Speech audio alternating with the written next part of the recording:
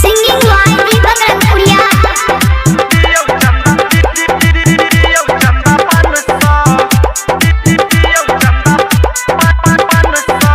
Recording by Ujala Music Raghopur Sakri.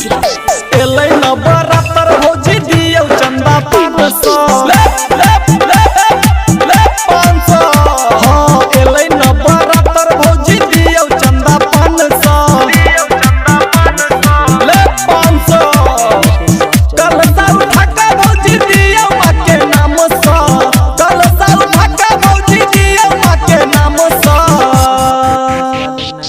एलै नवरात्र भौजी दियौ चंदा 500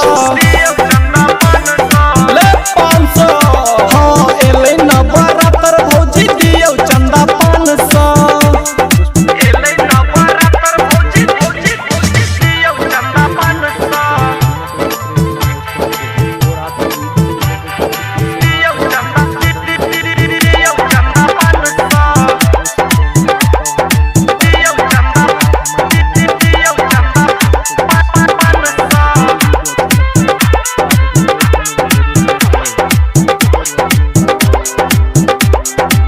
आई बेर का कलसा में भीड़ रहते भारी भौजी ये कलू ने जल्दी तैयारी कोरोना के उठल छै महामारी एही से रहबै हम सबसे आगारी एही से रहबै हम सबसे आगारी आई बेर का कलसा में भीड़ रहते भारी भौजी ये कलू ने जल्दी तैयारी कोरोना के उठल छै महामारी एही से रहबै हम सबसे आगारी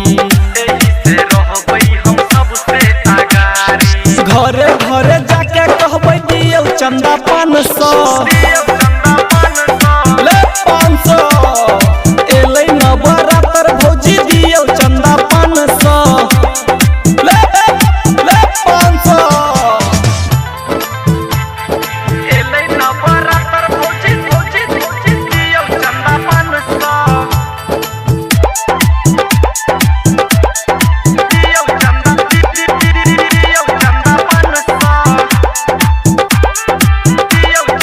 दियौ चंदा 500